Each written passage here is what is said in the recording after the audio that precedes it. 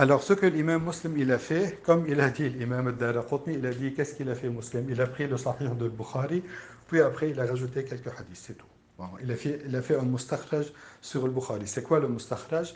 C'est le fait de prendre chaque hadith d'un livre et d'essayer de le ramener avec d'autres chaînes de transmission en ne passant pas par le même, par l'auteur du livre. Donc, si l'imam al-Bukhari il ramène un hadith, par exemple, disons, de Abdullah ibn Yusuf Tinnisi, عن مالك عن نافع عن ابن عمر عن النبي صلى الله عليه وسلم. Si je peux ramener le même hadith par un autre que l'imam al-Bukhari qui ramène du même cheikh de Abdullah ibn Yusuf, de Malik, de Nafi', de ibn Omar, ben ça serait une mutaba'a tamma qu'on appelle. Sinon, ben je passe au cheikh qui est après. Donc si je ramène par l'autre intermédiaire autre que Abdullah ibn Yusuf de Malik, comme par exemple si je le ramène par l'intermédiaire de Qanabi à Malik, ou bien par l'intermédiaire de Qutayba ibn Sa'id à Malik, etc., ben ça sera comme une mutaba'a naqisa qu'on appelle de nos jours. Et ça, c'est ce qu'on appelle mustakhraj.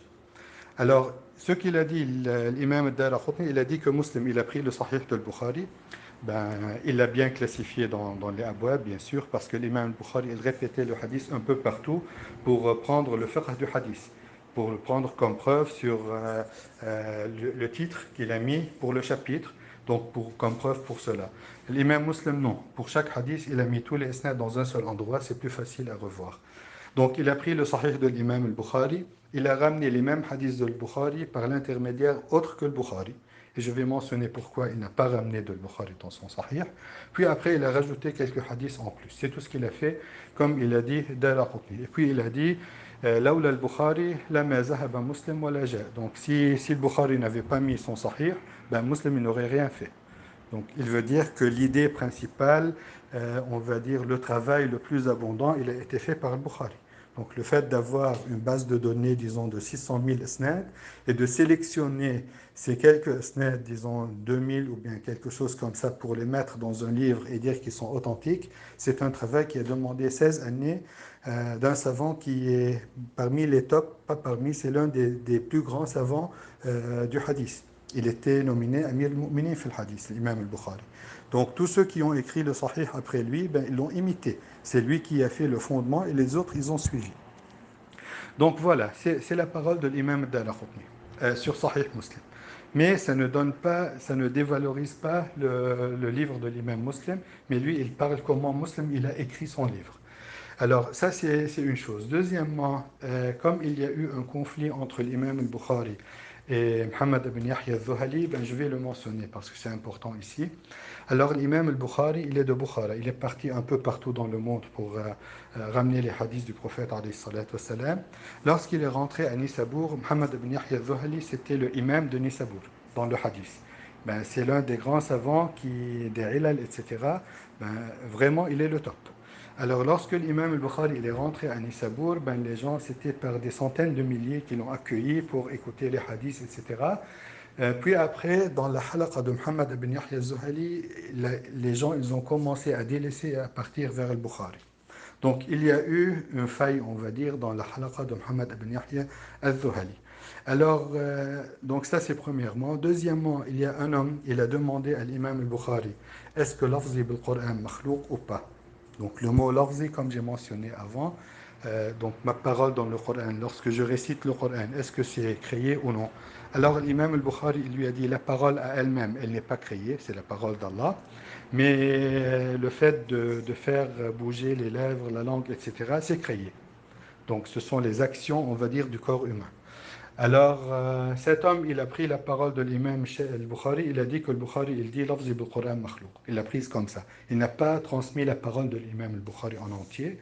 Alors, Muhammad ibn Yahya al-Zuhali, à son époque, bien sûr, c'est un grand imam de Sunnah, ben, il a dit al-Bukhari, soit tu sors d'ici, soit je te chasse. Je ne veux pas un mubtada chez moi. Et il a pu le chasser parce qu'il avait des connaissances, on va dire, bien placées chez le gouvernement. Il a pu chasser l'imam al-Bukhari de sa halaqa. Et puis après, il a dit à ses élèves, tous ceux qui ont ramené des hadiths de Bukhari, qu'ils les effacent ou bien qu'ils ne restent pas avec moi. Alors l'imam Muslim, il a pris tous les livres où il a écrit les hadiths de Muhammad ibn Yahya al-Zuhali, il les lui a rendus, il lui a dit, je veux plus de tes hadiths. Il est parti de sa halaqa lui et son ami dans le talab qui s'appelle Ahmad ibn Salama.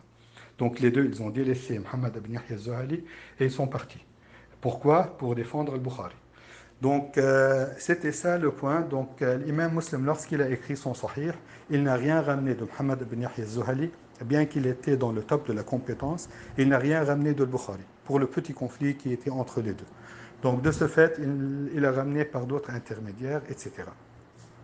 Donc ça, c'est premièrement. Deuxièmement, l'imam Muslim, lorsqu'il a écrit son Sahih aussi, ben, il a fait voir à des savants, j'ai mentionné Abu Zur'a al-Razi. Abu Zur'a al-Razi, il était le top. À son époque, il était comme l'imam al-Bukhari, pas moindre. Et Abu Zur'a al-Razi, ben, il lui a mis des remarques. Et l'imam Muslim, il a dit que j'ai pris en compte les remarques et il a retravaillé son Sahih en se basant sur les remarques de Abu Zur'a al-Razi. Donc voilà, donc ça c'est le livre de Muslim. Lorsque Muslim il a écrit son Sahih, il y a son ami, son compagnon dans le Talab, Ahmad ibn Salama, il a écrit un Sahih. Exactement le même que Muslim. Donc si Muslim il ramène, disons, de Muhammad ibn al-Musanna un hadith, Ahmad ibn Salama il le ramène de Muhammad ibn al-Musanna. Parce que les deux ils étaient ensemble dans Talab al-Ilm. Donc tous les hadiths que l'imam Muslim il avait, Ahmad ibn Salama il les avait aussi. Mais il a écrit son Sahih Ahmad ibn Salama pour imiter Muslim premièrement. Muslim, il était beaucoup plus compétent que lui dans la connaissance du hadith. C'est pas seulement la mémorisation, mais la connaissance. Et aussi, c'est pour transmettre le Sahih de Muslim, la version de Ahmad ibn Salama, dans la zone où les gens ils connaissaient plus Ahmad ibn Salama. Donc c'était une manière pour transmettre le Sahih de l'imam Muslim là-bas. Et aussi à savoir, apparemment, on n'a pas ce livre, le Sahih de Ahmad ibn Salama, mais on a des savants qui ramènent de lui. Donc dans les chaînes de transmission, on les trouve. Apparemment, il y a des hadiths que lui aussi, il a rajoutés sur Sahih Muslim, ou bien il s'est basé sur l'ancienne version de Sahih Muslim, puisque Muslim, il l'a écrit à plusieurs reprises apparemment, au moins 2 fois. Et on peut voir cela aussi parce qu'il y a un ancien qui était proche de l'époque de l'imam Muslim. Ben, il a fait des ilal, donc il a parlé sur une quarantaine ou bien moins que 40 hadiths qui sont dans Sahih Muslim et que lui, il voit qu'il y a une faille dans le isnad, pas le matn, dans le isnad. Dans son livre, il y a 2 hadiths qu'il a mentionnés avec le isnad. De nos jours, on ne les trouve pas dans la version qu'on a entre les mains. Donc apparemment, c'était la première version que l'imam Muslim il avait écrite avant de les enlever, par exemple. Donc c'est comme édition 1, édition 2, etc., des livres de nos jours. Donc voilà.